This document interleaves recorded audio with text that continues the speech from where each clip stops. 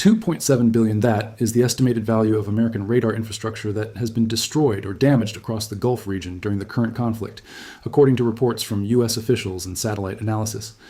What makes the situation even more surprising is that many of the weapons used in these attacks were relatively inexpensive. In several cases, low-cost attack drones and ballistic missiles costing tens of thousands of dollars appear to have been used to strike systems worth hundreds of millions. This imbalance between the cost of defense systems and the cost of the weapons attacking them is becoming one of the most important stories of the war. Advanced radar systems, which form the backbone of modern missile defense networks, are designed to detect threats thousands of kilometers away. Yet the weapons used to damage or disable them are often far cheaper and easier to produce. The reaction from the United States military suggests that the situation is being taken extremely seriously. Reports indicate that 6 THAAD missile defense systems have been moved from South Korea to the Middle East to strengthen regional defenses. Military convoys reportedly transported the systems at night, suggesting a rapid and urgent redeployment. Officials speaking to the Associated Press say that American forces are struggling to intercept waves of drones launched by Iran. That kind of statement reflects the reality of modern warfare, where swarms of inexpensive drones can overwhelm sophisticated defense systems. Even the most advanced air defense networks can face difficulty when they are forced to intercept dozens or even hundreds of incoming threats simultaneously. The conflict itself escalated rapidly. On the opening day of the war, February 28th, Iran reportedly prioritized a very specific target rather than attacking airfields or command centers. The focus instead was on radar systems. One of the first targets was a powerful early warning radar located near Al Udeid Air Base in Qatar. Al Udeid is the largest U.S. military base in the Middle East and serves as a critical hub for American air operations in the region. The radar system positioned near the base was an AN/FPS-132 early warning radar, one of the most capable systems of its kind. These radars are designed to detect ballistic missile launches from thousands of kilometers away and provide the data necessary for missile defense systems to prepare for incoming threats. The radar feeds information to multiple defense platforms, including THAAD batteries, Patriot missile systems, Aegis destroyers deployed in the Gulf, and Israel's Arrow missile defense network. In many ways, it acts as a central sensor that allows multiple defense systems across the region to respond quickly to missile launches. According to Qatari officials, 2 ballistic missiles targeted the country during the initial attack. One was successfully intercepted by air defense systems, but the second missile struck near Al Udeid Air Base. While the full extent of the damage has not been officially confirmed, satellite imagery later suggested that a radar site north of the base may have been damaged during the strike. The radar itself is an extremely expensive and rare piece of military technology. Estimates place its value at approximately $1.1 billion, and only a limited number of such strategic early warning radars exist worldwide. If the system was significantly damaged, it would represent a major loss for regional missile defense coverage.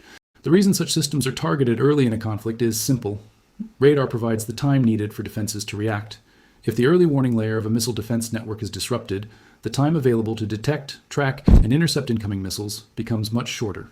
Within the first 72 hours of the war, satellite images revealed another major strike that raised further concern among defense analysts. This time, the target was located in Jordan at Muwafaq Salti Air Base. The base hosts a number of U.S. military assets and is considered an important location for operations in the region. At that base was an AN/TPY-2 radar system, which serves as the primary sensor for the THAAD missile defense system. The AN/TPY-2 radar is responsible for tracking incoming ballistic missiles and providing precise targeting information so that interceptors can destroy them before they reach their targets.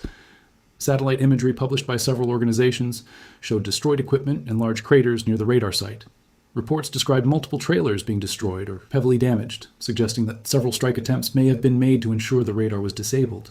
Despite the presence of advanced fighter aircraft at the base, including F-35 and F-15E strike fighters, the radar system was still successfully targeted.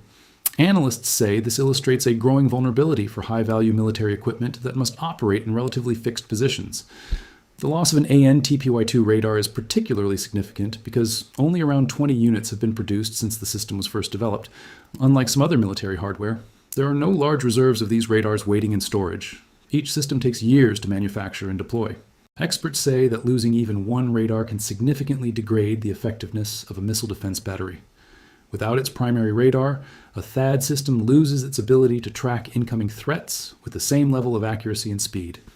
There are also suggestions that the targeting process may have been aided by publicly available satellite imagery. Commercial satellite companies now regularly capture detailed images of military installations around the world. In some cases, these images are published openly or sold commercially. Some reports claim that Russia may have shared targeting intelligence with Iran, including coordinates derived from commercial satellite imagery. However, there is currently no definitive public evidence confirming how the targeting data was obtained. What is clear is that modern conflicts increasingly involve a mixture of traditional military intelligence and open source information. High-resolution satellite imagery is now available to a wide range of actors, making it easier to identify the locations of critical infrastructure.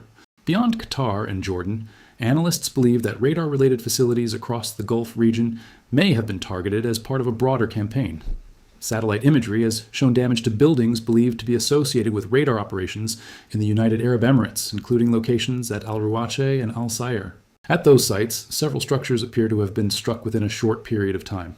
Some of the buildings were reportedly shelters used to house radar trailers and supporting equipment. Burned or damaged equipment can be seen in some images, although the resolution of publicly available imagery makes it difficult to confirm exactly what systems were present at the time of the strikes. Similar reports have also emerged from Saudi Arabia. Satellite images taken in early March appear to show smoke rising from an area near Prince Sultan Air Base, where radar equipment had previously been observed.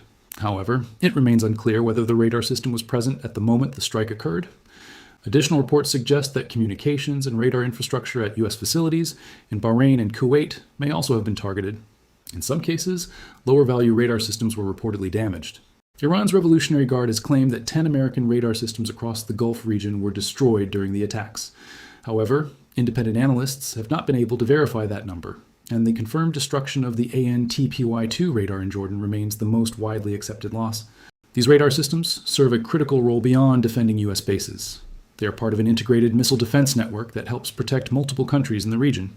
Israel, in particular, relies on a layered defense system that includes Arrow interceptors, Patriot batteries, and other platforms. Many of those systems rely on sensor data provided by radars positioned in neighboring countries. The early detection of missile launches allows defense systems to calculate trajectories and determine where interceptors need to be launched. If some of those sensors are damaged or destroyed, the warning time available to respond to missile launches becomes shorter. Even a reduction of a few minutes in warning time can have serious consequences when dealing with ballistic missiles that travel at extremely high speeds. There have been reports from journalists and civilians that some missile strikes occurred without warning sirens being activated. While these reports are difficult to independently confirm, they highlight the potential consequences of disrupted early warning systems. At the same time, both sides in the conflict are also fighting a battle over information. Iran has made several dramatic claims about the success of its attacks, including reports that American naval vessels were destroyed. One such claim involved the aircraft carrier USS Abraham Lincoln. U.S. officials quickly denied the report and released images showing the carrier continuing normal operations. Fact-checking organizations later determined that some videos circulating online as evidence were actually taken from a military simulation video game. On the other side, the U.S. military has also declined to release detailed information about the status of its radar systems in the region. Officials say such information is classified for operational security reasons. This has created a situation where analysts must rely heavily on satellite imagery and independent reporting to understand the true scale of the damage. The conflict is also beginning to affect global security planning. The decision to move THAAD systems from South Korea to the Middle East has raised concerns among security experts in East Asia. South Korea relies on these systems as part of its defense against potential missile threats from North Korea. Reducing missile defense coverage in that region could create new strategic risks, particularly at a time when tensions with North Korea remain high. At the same time, China has continued to increase military pressure around Taiwan, creating a complex security environment for the United States and its allies. The financial cost of the conflict is also growing rapidly. During a previous 12-day confrontation in 2025, the United States fired more than 150 THAAD interceptors to defend against ballistic missiles. Each interceptor costs roughly $15.5 million. That means more than $2.3 billion worth of interceptors were used during that short period alone. If the current conflict continues at a similar or higher intensity, the cost of maintaining missile defense operations could rise dramatically. Some estimates suggest the United States may be spending nearly $900 million per day on operations related to the conflict. The strain on missile defense inventories has also led to discussions about increasing production. Defense contractors have reportedly been asked to accelerate manufacturing of interceptors and other critical systems.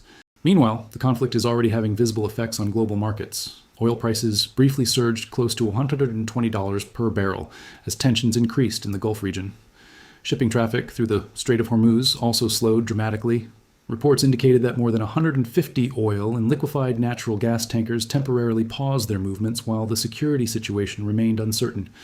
Because a large percentage of the world's energy supply passes through the Strait of Hormuz, any disruption in that area can have immediate global consequences. Diplomatic efforts to stop the conflict are continuing, but so far they have not produced a breakthrough. Several countries, including China, Russia, and France, have called for an immediate ceasefire and negotiations. Iranian officials have responded by saying that military operations will only stop if there are firm guarantees that attacks against Iran will never happen again. In public statements, Iranian representatives have suggested that they believe they currently hold the advantage in the conflict. Whether that assessment reflects the actual balance of power remains a matter of debate among analysts. Modern conflicts often involve complex dynamics that are difficult to fully understand in real time. What is clear, however, is that the destruction or damage of key radar systems has created serious challenges for missile defense across the region. These systems form the sensor network that allows missile defense systems to function effectively. Without them, interceptors must operate with less information and shorter reaction times. As the conflict continues, defense planners around the world are watching closely. One of the most important questions now being asked is whether the sensor network can be rebuilt quickly enough to maintain effective missile defense coverage. If radar systems remain damaged while interceptor stockpiles continue to be used at a rapid pace, the balance of the conflict could shift in unpredictable ways. For now, the war is still in its early stages.